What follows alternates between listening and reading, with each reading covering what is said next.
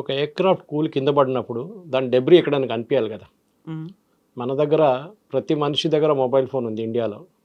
ఎక్కడ పడినా కానీ వాడు వెళ్ళి ఫస్ట్ షాట్లు తీసుకుంటారు. మీరు చూసుంటారు క్రాష్ అయినప్పుడు ఏదైనా మనం పెద్ద ఎయిర్క్రాఫ్ట్ కాకుండా చిన్న ఎయిర్క్రాఫ్ట్ కూడా మన హకీంపేట వైపు నుంచో ఎక్కడైనా క్రాష్ అయితే కూడా ఇప్పుడు జరగలేదులే రీసెంట్లీ మంచిది, ముందు జరుగుతుంటే వెళ్ళి అందరు వీడియో తీసుకుంటారు.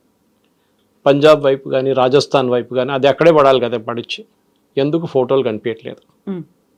సో ఆబ్వియస్లీ ఎయిర్క్రాఫ్ట్ కూలిపోయింది అంటున్నా దాని కాదు, ఎయిర్క్రాఫ్ట్లో జరిగిన లోపాల వల్లే జరిగిందని చెప్పి డస్సా నిన్న ఒక స్టేట్మెంట్ ఇష్యూ చేశారు, వాళ్ళ అఫీషియల్ స్టేట్మెంట్.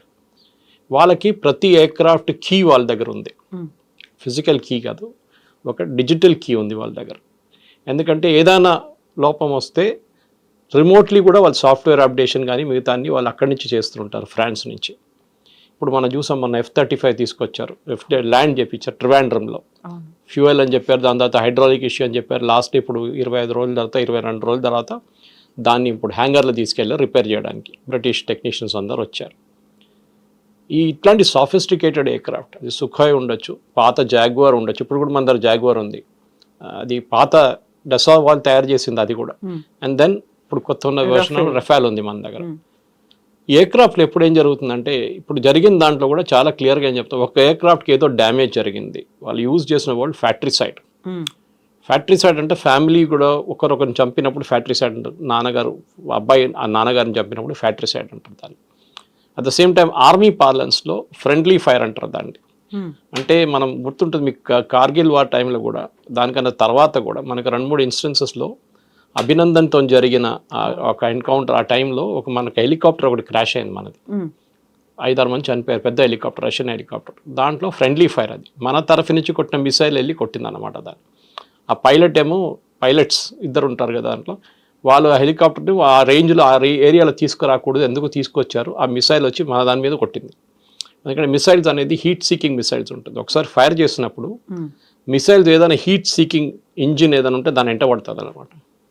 సో ఆబ్వియస్లీ జరిగింది అప్పుడు. ఈసారి ఏం జరిగిందో మనకు తెలియదు. సో డస్సా ఏమంటున్నారు, 17,000 ఫీట్లో ఏదో ఒక ఇష్యూ జరిగింది, వీఆర్ ఇన్వెస్టిగేటింగ్ అంటున్నారు. రఫాల్ కూడా ఒక డసాల్ట్ అంటే ఈ కంపెనీ తయారు చేసే కంపెనీ పేరు డసా ఏవియేషన్. వాళ్ళు అంటున్నారు మేము ఇన్వెస్టిగేట్ చేస్తున్నాం, ఏదో జరిగింది, we don't know what happened, crash ఏం జరగలేదు అని చెప్తున్నారు. చైనీస్ ఎంబసీస్ వరల్డ్ వైడ్, ఇది మన స్టేట్మెంట్ కాదు, this is the French company statement, వీళ్ళు కావాలని చెప్పి మా మీద ఒక క్యాంపెయిన్ నడిపిస్తున్నారు చైనా. ఎందుకంటే చైనా ఇదే ఎయిర్క్రాఫ్ట్ చాలా కంట్రీస్కి అమ్మడానికి ట్రై చేస్తున్నారు. ఆల్రెడీ పాకిస్తాన్ వాళ్ళకి దొరికారు, ఎందుకంటే వాళ్ళ దగ్గర డబ్బులు లేవు, ఎవరు వాళ్ళకి ఎయిర్క్రాఫ్ట్ ఇవ్వరు, రష్యన్స్ ఇవ్వరు, కానీ యూఎస్ వాళ్ళు కూడా ఇవ్వరు వాళ్ళకి. ముందు F-16 ఎందుకు ఇచ్చారంటే ఆఫ్ఘనిస్తాన్లో ఫైట్ చేయడానికి ఇచ్చారు. దాంట్లో స్పెసిఫిక్ కండిషన్ కూడా ఏం పెట్టారంటే to fight terrorist in Afghanistan అని చెప్పి ఎయిర్క్రాఫ్ట్ ఇచ్చారు, ఇంక దేనికి వాడకూడదు అని చెప్పి. అప్పుడు కూడా మన వ్యతిరేకంగా వాడుకుంటున్నారు వాళ్ళు, కానీ వాళ్ళు చూపించేదని మేము చైనీస్ ఎయిర్క్రాఫ్ట్ వాడుకుంటున్నామని చూపిస్తున్నాం. ఈ కేసులో కూడా మనకి ఒక యుద్ధం జరిగితే లాస్ ఉంటుంది. Let us be very practical about it. Rahul Gandhi అడిగిన స్టేట్మెంట్, ఎన్ని ఎయిర్క్రాఫ్ట్ పోయింది అనేది ఎగ్జాక్ట్లీ చైనీస్ వాళ్ళు చేసిన క్యాంపెయిన్ అంటున్నారు. అది ఇప్పుడు మనం చెప్పట్లేదు. Again డసా aviation is saying it that Chinese embassies, Chinese world wide వాళ్ళ మార్కెటింగ్ టీమ్స్ ఏం చేశారంటే అన్ని మార్క్డ్ ఇమేజెస్, లేనిపోయిన ఇమేజెస్, పాత క్రాష్ ఇమేజెస్ అన్ని తీసి ఏదో రఫాల్ పడిపోయిందని. వీళ్ళేమంటున్నారు, పడిపోయింది అంటున్నారు కదా, చూపియండి మాకు ఒక వీడియో చూపియండి, ఇండియా వైపు నుంచి తీసిన ఒక వీడియో మాకు చూపియండి. పాకిస్తాన్ వైపు పడదు అనుకోండి, పాకిస్తాన్ వైపు మీరు చూపించచ్చు కదా, మీకు ఏం లేదు, అక్కడ కూడా మీరు మాఫ్డ్ ఇమేజెస్ చూపిస్తున్నారు. ఫస్ట్ ఆఫ్ ఆల్ మన ఎయిర్క్రాఫ్ట్ బార్డర్ క్రాస్ చేయలేదు, ఇటువైపునే ఉండేది. ఏదో టెక్నికల్ ఇష్యూ జరిగింది, 17,000 ఫీట్ అని చెప్తున్నారు వాళ్ళు చాలా క్లియర్గా. ఎందుకంటే ఫైటర్ ఎయిర్క్రాఫ్ట్ దానికన్నా పైన కూడా వెళ్తుంది చాలా మటుకు హైట్లో, కానీ ఏదో జరిగింది. వెరీ స్ట్రేంజ్లీ దాంట్లో నిన్న జరిగిన ప్రెస్ నోట్లో ఒక వర్డ్ యూజ్ చేశారు, ట్రైనింగ్ ఫ్లైట్ అంటున్నారు.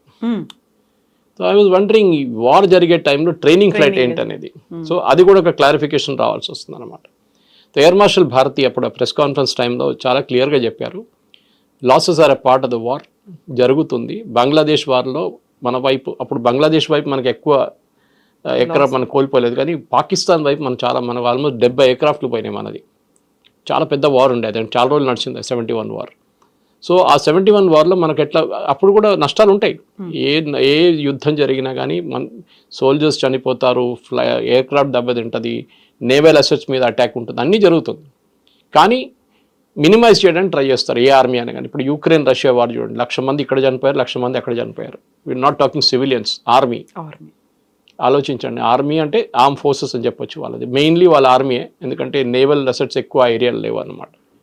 ఈ ప్రాబ్లం మన దగ్గర ఎక్కడ జరిగిందంటే రాహుల్ గాంధీ కానీ మిగతా వాళ్ళు అడిగేదే స్టేట్మెంట్ చైనా అడుగుతున్నారు. రఫేల్ ఏమంటున్నారంటే, డసా ఏమంటున్నారు, కావాలని చెప్పి చైనా వాళ్ళ ఏజెంట్ని కూడా ఎంప్లాయ్ చేసుకున్నారు దీంట్లో. రఫేల్ రఫేల్ రఫేల్ రఫేల్ అని అడుగుతున్నారు, ఎందుకంటే రఫేల్ ఈ ఎయిర్క్రాఫ్ట్ని చాలా నేషన్స్కి అమ్మారు ఆల్రెడీ.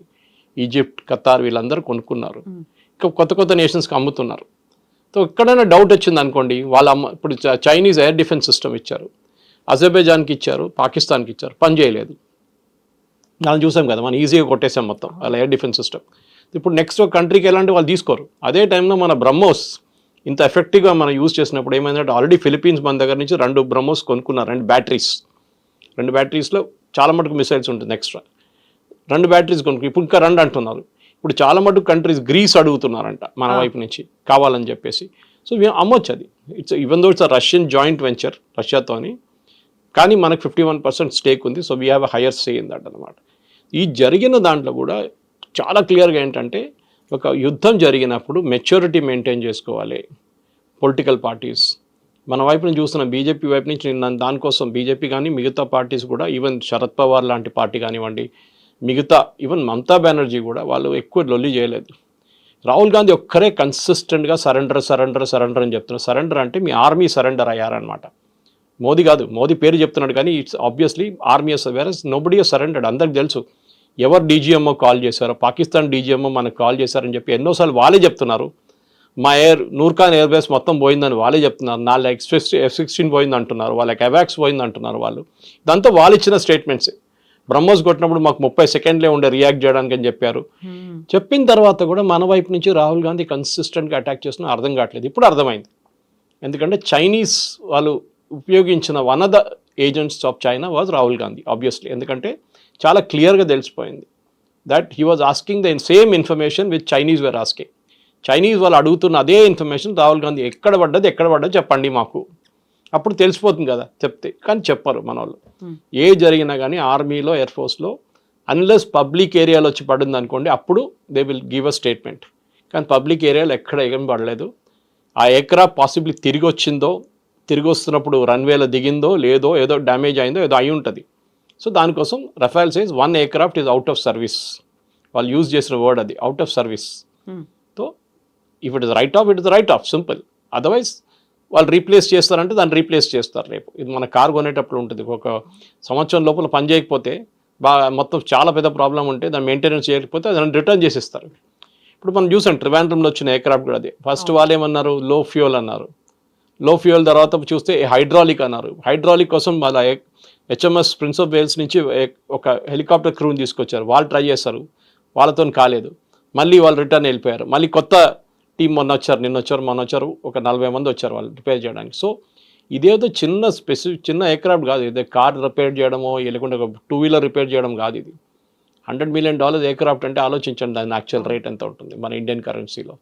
సో ఆబ్వియస్లీ దీన్ని ఒక మెచ్యూర్ వేగా డీల్ చేయాల్సి వస్తుంది. ఇజ్రాయెల్లో చూడండి, ఇజ్రాయెల్లో వాళ్ళు ఇంతమంది ఇవాళ కూడా వాళ్ళు 4 సోల్జర్స్ని కోల్పోయారు, 5 ఇవాళ యంగ్ పీపుల్, 19-20 సంవత్సరాల సోల్జర్స్ గాజాలో. సో వాళ్ళు అడగరు, వాళ్ళ అపోజిషన్ పార్టీస్ అడగరు ఎక్కడ పడ్డారు అది చెప్పండి, మాకు ఎక్కడ పడ్డది ఇక్కడ చెప్పండి. మిసైల్స్ వచ్చి వాళ్ళ మీద కూడా పడ్డది కదా, హైఫాలో పడ్డది, టెలవీవ్లో పడ్డది, కానీ వాళ్ళు రియాక్ట్ కాలేదు. వాళ్ళు పాజిటివ్గా రియాక్ట్ అయ్యారు, సరే పడ్డది, డ్యామేజ్ అయింది, we're taking care of it, finished, matter ends. ఇక్కడ అది కాదు, మాకు ఎన్ని ఎయిర్క్రాఫ్ట్ పోయింది చెప్పండి, ఎన్ని ఎయిర్క్రాఫ్ట్ పోయింది. స్పెసిఫిక్గా ఎయిర్క్రాఫ్ట్ ఒకటే అడుగుతున్నారు, పాకిస్తాన్ వైపు ఎన్ని పోయిందని అడగట్లేదు మన వాళ్ళు. రాహుల్ గాంధీ కానీ మిగతా కొన్ని ఆపోజిషన్ పార్టీ వాళ్ళు పాకిస్తాన్ది ఎన్ని ఎయిర్క్రాఫ్ట్ పోయింది మాకు చెప్పండి అని చెప్తే మేము మళ్ళీ అదొక ఇంకొక లాజిక్ ఉంటుంది దానికి, అది లేదు. Anyway as of now డసా is taking care of it. మన ఎయిర్ ఫోర్స్ అయితే మాట్లాడరు దాని గురించి. సింధూర్ కూడా అయిపోయింది, కానీ పాకిస్తాన్ వైపు నుంచి ఇంకా స్టేట్మెంట్లు వస్తూనే ఉన్నాయి. మా వైపు జరిగింది ఇది, రఫాల్ మాది బ్రహ్మోస్ కొడితే మాకు 30 సెకండ్లు ఉండే అని చెప్తున్నారు. అది కాకుండా నూర్ఖాన్ ఎయిర్ బేస్ కానివ్వండి, జకోబాబాద్ కానివ్వండి, మిగతా ఎయిర్ ఫోర్స్ బేస్ మీద జరిగిన వాళ్ళ డ్యామేజ్ కూడా నిన్ననే మొన్న 3 రోజుల క్రితం ఒక ఫార్మర్ సీనియర్ CIA ఏజెంట్ ఏం చెప్పారంటే దట్ వాళ్ళ న్యూక్లియర్ వెపన్స్కి ఒక అమెరికన్ జనరల్ దగ్గర ఉందంట, who is స్టేషన్డ్ in Islamabad. So Pakistan cannot operate, వాళ్ళ న్యూక్లియర్ బటన్ వాళ్ళు ఆపరేట్ చేయలేరు వితౌట్ అమెరికన్ పర్మిషన్. పర్మిషన్ కూడా కాదు, వాళ్ళు కీ ఆపరేట్ చేస్తేనే ఇది న్యూక్లియర్ మిసైల్స్ రిలీజ్ చేయొచ్చు. అది అమెరికా అక్కడ వచ్చి కూర్చున్నారు వాళ్ళు. ఎందుకంటే వాళ్ళకి భయం ఏంటంటే ఈ తాలిబాన్ చేట్లను లేకుంటే అల్ఖైదా చేట్లను లేకుంటే ఐసిస్ చేతులు వెళ్ళి పడిపోతే న్యూక్లియర్ వెపన్ రేపు వాళ్ళు తీసుకొచ్చి వాషింగ్టన్ మీద వాడేస్తారు, లేకుంటే న్యూయార్క్ మీద వాడేస్తారు. అది కాకూడదని చెప్పి చేస్తున్నారు అన్నమాట. సార్ ఇప్పుడు చివరికి పాకిస్తాన్ అయినా మాకు ఎంత నష్టం జరిగింది అనేది చెప్పుకుంటోంది, భారత్ ఎందుకు చెప్పుకోవట్లేదు? ఒక పారదర్శకత అనేది ఉండాలి, ఎందుకంటే డిఫెన్స్ సిస్టమ్ మీద పెట్టేదంతా మన డబ్బే కదా, చెప్పాల్సిన అవసరం ఉంది కదా అని. మీరు చెప్పింది రిప్లై కరెక్టే, కానీ కొన్ని దానికి సీక్రసీ మెయింటైన్ చేయాల్సి వస్తుంది. ఫర్ ఎగ్జాంపుల్ ఒక బ్యాటిల్లో, ఇవాళ జరిగిన ఒక బ్యాటిల్లో మనం ఒక ఫర్ ఎగ్జాంపుల్ ఎయిర్క్రాఫ్ట్ పక్కన పెడదాం. మనం ఒక టెర్రర్ ఆపరేషన్ జరిగింది, 4 చంపేశాం, వాళ్ళ సిగ్నల్ మాకు దొరికింది, వాళ్ళు శాటిలైట్ సిగ్నల్ యూజ్ చేశారు, మేము శాటిలైట్ ఫోన్ పట్టుకున్నామంటే నెక్స్ట్ టైం వాళ్ళు శాటిలైట్ ఫోన్ వాడరు. సో మనం కూడా చెప్పారనుకోండి, ఎస్ వాళ్ళు రెఫైల్ కొట్టారు లేకుంటే మనం కొట్టాము ఇట్లా జరిగిందంటే వాళ్ళు నెక్స్ట్ టైం వాళ్ళకి అర్థమైపోతుంది దీని ఇట్లానే చేయాలి. సో మిలిటరీ సీక్రెట్స్ అని ఉంటుంది. పాకిస్తాన్ ఏం చెప్తున్నారు, వాళ్ళ డ్యామేజ్ జరిగింది ఏదని చెప్తున్నారు, కానీ మన వైపు ఎక్కడ డ్యామేజ్ జరగలేదు. మనకు చూసాం మనం చాలా క్లియర్గా. మన వైపు వచ్చిన ఒక్క మిసైల్ కూడా 2-3 మిసైల్ సివిలియన్ ఏరియా మీద పడ్డది, ఒకటి సర్గోదా ఎయిర్ బేస్ మీద పక్కన వెళ్ళి పడ్డది, ఎయిర్ బేస్ మీద పడలేదు అది. సో పాకిస్తాన్ మన యాకాక్ గన్స్ అంటారు, అంటే యాంటీ ఎయిర్క్రాఫ్ట్ గన్స్ నుంచి S-400 దాకా చాలా బాగా పనిచేస్తుంది. మల్టీలేయర్ డిఫెన్స్ సిస్టమ్ దాంట్లో మనం చూసాం చాలా మటుకు ఎట్లా పనిచేస్తుంది. అది దాని క్లారిటీ కూడా చాలా మంది మనం టీవీలో చూసాం రాత్రిపూట. 5-6 మిసైల్స్ వెళ్ళి ఉంటుంది అక్కడిక్కడ, that is okay, it's still Akash Teer పనిచేస్తుంది బాగానే. కానీ డ్యామేజ్ జరిగింది అన్ని పబ్లిక్ డొమైన్లో చెప్పక్కర్లేదు. It is a protracted war, అంటే చాలా రోజులు నడిచిన యుద్ధం అంటే అప్పుడు చెప్పొచ్చు ఇంతమంది చనిపోయారు, ఇంతమంది ఎయిర్క్రాఫ్ట్ పోయింది, ఇన్ని నేవల్ అసెట్స్ మీద అటాక్ జరిగింది, ఇంత ఆర్మీ వాళ్ళు చనిపోయారు అని చెప్పి అప్పుడు చెప్తాం. కార్గిల్లో చెప్పాం కదా, కార్గిల్లో ఏ నష్టం జరిగింది అందరికీ తెలుసు. కార్గిల్లో వాళ్ళ ఎంతమంది పోయారని చెప్పి చాలా క్లియర్గా మనం అక్కడ గ్రేవ్స్ కూడా తయారు చేసాం వాళ్ళ కోసం. విజయ్ దివస్లో we celebrate those days with the fallen soldiers martyrs కోసం. ఈ కేసులో మనం చెప్పక్కర్లేదు, ఎందుకంటే we are holding lot of proprietary information. Next surgical strike అప్పుడు చెప్పలేదు, ఇది ప్రిసిషన్ స్ట్రైక్, ఇది కూడా చెప్పలేదు. చెప్పరు ఎప్పుడు చెప్పరు, ఎందుకంటే మీరు సర్జికల్ స్ట్రైక్లో మేము ఇట్లా కొట్టామని చెప్తే నెక్స్ట్ టైం వాళ్ళు రెడీగా ఉంటారు దానికోసం. యూ షుడ్ నెవర్ సే మేము పాకిస్తాన్ ఎట్లా కొట్టామని మన వాళ్ళు ఇప్పుడు కూడా చెప్పట్లేదు. నూర్ ఖాన్ బేస్ ఎట్లా కొట్టామని చెప్పట్లేదు, జకోబాబాద్ ఎట్లా కొట్టామని చెప్పట్లేదు, కైరానా హిల్స్ దగ్గర ఏం చేసాం మనం చెప్పట్లేదు.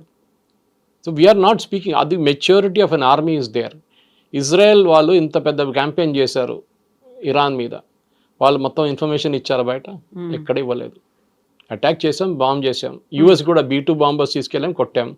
డ్యామేజ్ ఎంత జరిగింది, సబ్స్టాన్షియల్ డ్యామేజ్, అంతే. పిక్చర్స్ ఎవరైనా దొరకచ్చు. Today you can go to any international thing, వాళ్ళు శాటిలైట్ పిక్చర్స్ మీకు ఇస్తారు. పాకిస్తాన్కి 10 నిమిషాలు పడుతుంది ఆ శాటిలైట్ పిక్చర్ కొనడానికి. దాని నుంచి వాళ్ళకి క్లియర్గా తెలిసిపోతుంది ఏమైనా మన ఎయిర్క్రాఫ్ట్ కింద పడితే దాని విజువల్స్ ఉంటుంది, దాంట్లో ఏ విజువల్స్ లేదు, ఎక్కడ లేదు. సో మనం సీక్రసీ మెయింటైన్ చేయాలి, చాలా ఇంపార్టెంట్. అన్నీ పబ్లిక్ డొమైన్లో చెప్పక్కర్లేదు. ఓకే, మనుషులు చనిపోతే క్లియర్గా తెలిసిపోతుంది, ఎందుకంటే మనం వీ హోల్డ్ ఒఫీషియల్ ఫ్యూనరల్స్. నిన్ననే పాకిస్తాన్ ఒక కార్గిల్లో చనిపోయిన ఒక సోల్జర్ని మేము బాడీ తీసుకోమని చెప్పిన వాళ్ళకి నిన్న వాళ్ళు విక్టరీ పరేడ్లో వాళ్ళు ఒక మెడల్ ఇచ్చారంట ఆయనకి, చనిపోయిన ఆయనకి. First the refuse to accept his body from India. మన వైపు నుంచి మనమే దాన్ని బరీ చేసాం అన్నమాట బాడీని. అట్లాంటి మనుషులు వాళ్ళు, మన అట్లా కాదు.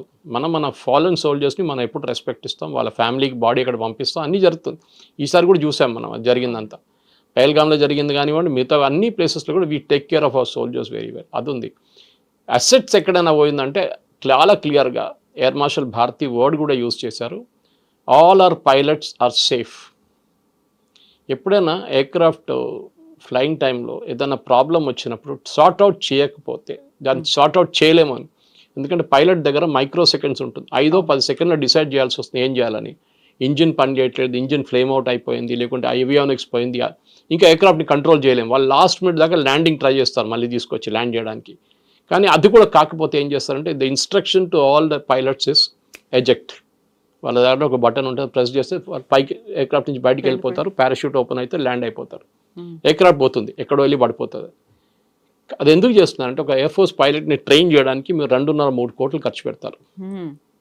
Your life is more valuable than the aircraft. Aircraft రేపు కొనొచ్చు, ఇంకొక పైలట్ని ట్రైన్ చేసి తీసుకురావాలంటే చాలా కష్టపడాలి. మన దగ్గర ట్రైన్ చేస్తారు హకీంపేటలో. ఫస్ట్ అక్కడ ఫిక్స్ వింగ్ ఉంది, దిండిగల్లో ఫిక్స్ వింగ్ ఉంది, హకీంపేటలో హెలికాప్టర్ డివిజన్ ఉంది మన దగ్గర. సో ట్రైనింగ్ కోసం చాలా ఖర్చు పెట్టిన డబ్బులు వాళ్ళ ఎక్స్పీరియన్స్ అయినప్పుడు they have to save that life అన్నమాట. దానికోసం చూడండి లాస్ట్ మినిట్ దాకా వాళ్ళు ట్రై చేస్తారు, కాకపోతే ఎజెక్ట్ చేసేస్తారు వాళ్ళు. సో ఇది కూడా అంతే case, that in a war also, war సిచ్యువేషన్లో కూడా ఎయిర్క్రాఫ్ట్ని సేవ్ చేయడానికి ట్రై చేస్తారు, ఎందుకంటే చీప్ కాదు. $50 మిలియన్ $60 మిలియన్ ఒక ఎయిర్క్రాఫ్ట్. F-35 అయితే $100 మిలియన్, మన ఇంకా కొనలేదు అది. So that is where it is. So ఒక వార్ సిచ్యువేషన్లో చెప్పిన దానికి అసలు డెసా వాళ్ళు టేక్ చేసుకున్నారు, చాలా క్లారిఫికేషన్ ఇచ్చారు. మన వైపు నుంచి కూడా అక్కడిక్కడ కాకుండా మనం స్టేట్మెంట్లు ఇచ్చాం. మన CDS అనిల్ చౌహాన్ గారు కానీ, మన ఎయిర్ ఫోర్స్ చీఫ్ కానీ, మన ఒక అటాచ్ కూడా ఒక ప్రెస్ కాన్ఫరెన్స్ చేశారు, ప్రెజెంటేషన్ చేశారు. సో కానీ దాన్ని కూడా మన మీడియా ట్విస్ట్ చేస్తారన్నమాట.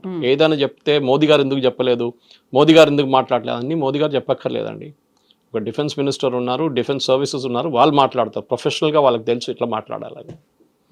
సార్, ఇప్పుడు మనం డిఫెన్స్ సిస్టమ్ గురించి మాట్లాడుకున్నప్పుడు ఆబ్వియస్గా టెర్రరిజం గురించి కూడా మాట్లాడుకోవాలి. టెర్రరిస్టులు అనగానే పాకిస్తాన్ బేస్డ్గానే వాళ్ళు ఆపరేట్ చేస్తున్నారు అనుకున్నప్పుడు యుఎస్ మనకు అప్పగించినటువంటి రానా చెప్పినటువంటి మాట, ఒక ట్రస్టెడ్ పర్సన్ని నేను పాకిస్తాన్ ఆర్మీకి అన్నాడు. ముంబై టెర్రర్ అటాక్స్ కావచ్చు, గతంలో జరిగినటువంటి అన్ని ఇన్సిడెంట్లో ఆయన ప్రధానమైనటువంటి భాగస్వామియే కాదు, ఆయనే చాలా క్లియర్గా ఎక్కడెక్కడ ఎవరిని డిప్లాయ్ చేయాలి అనేది కూడా చెప్పారనేది.